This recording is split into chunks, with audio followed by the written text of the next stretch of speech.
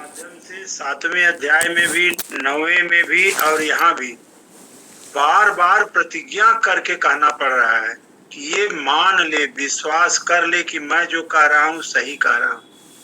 प्रतिज्ञा करने की नौबत आ जा रही है भगवान जी। प्रणाम। हाँ जी, बहुत अच्छी बात, बहुत बढ़िया।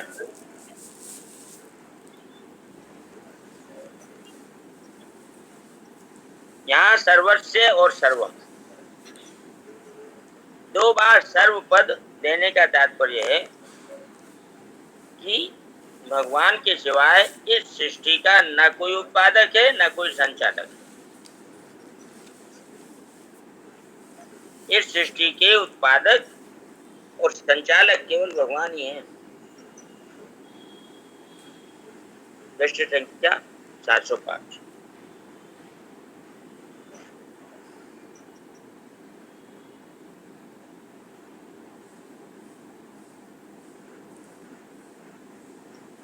इति मत्वा भाव समन्विता, भगवान से ही सब संसार की उत्पत्ति होती है और सारे संसार को सत्ता स्फूर्ति भगवान से ही मिलती है। अर्थात स्थूल सूक्ष्म और कारण रूप से सब कुछ भगवान ही है। ऐसा जो दृढ़ता से मान लेते हैं वे भगवान ही सर्वोपरि हैं।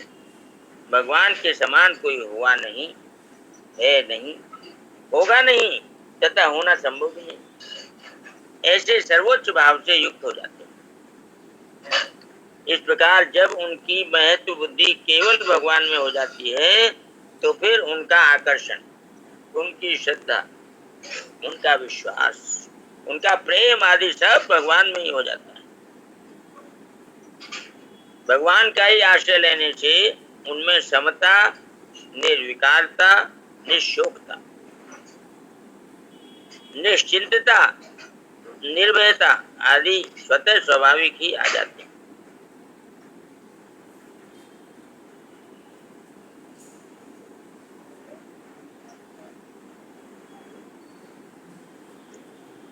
कारण कि जहाँ देव होते हैं, जहाँ परमात्मा होते हैं, वहाँ दैवी संपत्ति स्वाभाविक ही आ जाती है।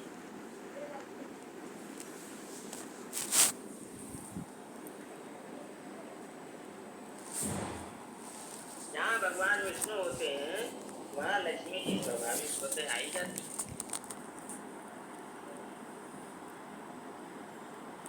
जहाँ भगवान कृष्ण और भगवान राम होते हैं वहाँ राधा जी और सीता जी स्वतः स्वाभाविक आई जाती है।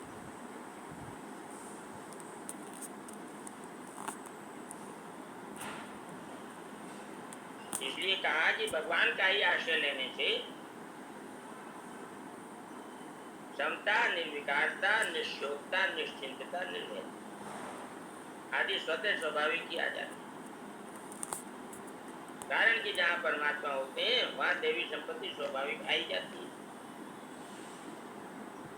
उदाहरण, भगवान की सत्ता ही नहीं, ना मानना, भगवान के सिवाय अन्य की सत्ता ही ना मानना, भगवान को ही सबके मूल में मानना, भगवान का ही आश्रय लेकर उनमें ही श्रद्धा प्रेम करना, यही उनकी बुद्धिमानी है। इसलिए उनको बुद्धिमान कहा है। इसी बात को आगे 15वें अध्याय के 18वें 19वें श्लोकों में कहा है कि जो मेरे को संसार मात्र से अतीत और जीवात्मा से उत्तम जानता है वह सर्वविद है और सर्वभाव से मेरा ही भजन करता है।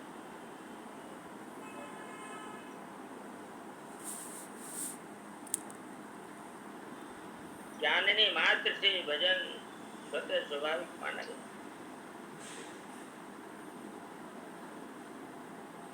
आचार्य जी प्रणाम जी। यहाँ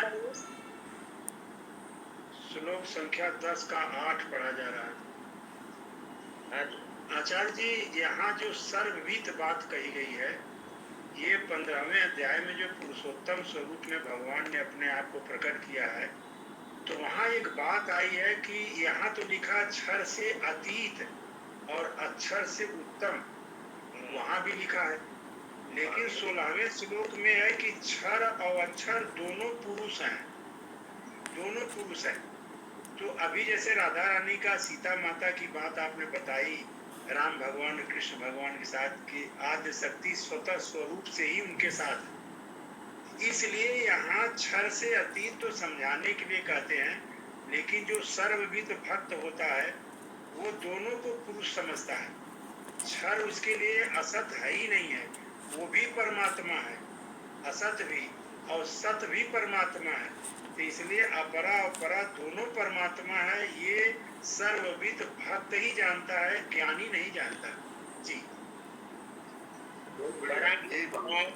परा अपरा क्षर अक्षर क्षेत्र क्षेत्रज्ञ, इनमें लिंग भेद है ही नहीं। हाँ जी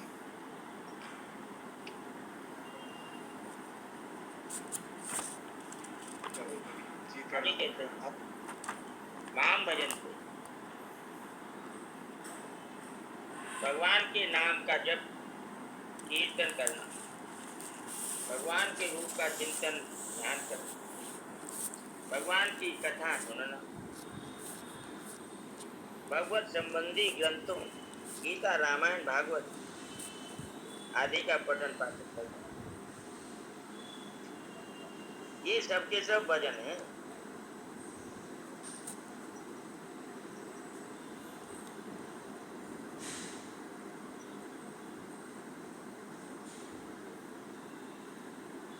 भाई जी, ये जो साधक संजीवनी पढ़ी जाती है ये भजन है, ये भजन है बिल्कुल। रामचंद्र भगवान की जय। परंतु असली भजन तो हुए हैं जिसमें हृदय भगवान की तरफ खींच जाता है, केवल भगवान ही प्यारे लगते हैं, भगवान की विस्मृति चुभती है, बुरी लगती है, इस प्रकार भगवान में तल्लीन होना ही असली भजन।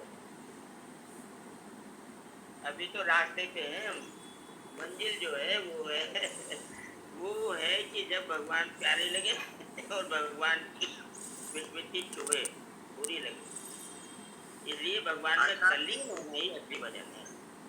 आचार्य जी, बहन जी ने अभी एक प्रश्न किया था कि वो जो है रूप है वही है क्या परमात्मा सब कुछ?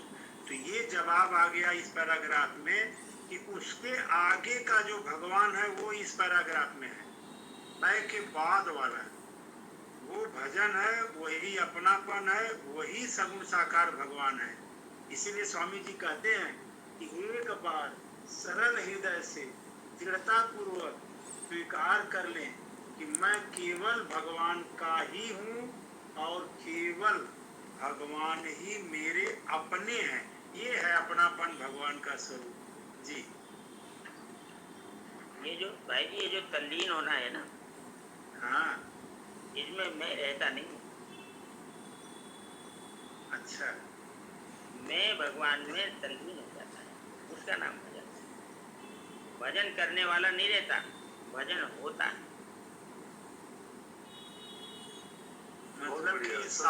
मतलब कि भक्त भी चला गया, भजन भी चला गया, केवल भक्ति ही हो गई। भगवान ही मतलब भगवान। हाँ, साधक चला गया, साधन चला गया, साध ही रह गया। जी, इसी का नाम सत्संग बताया गया। जब भगवान में तल्लीनता हो जाए उसका नाम सत्संग है।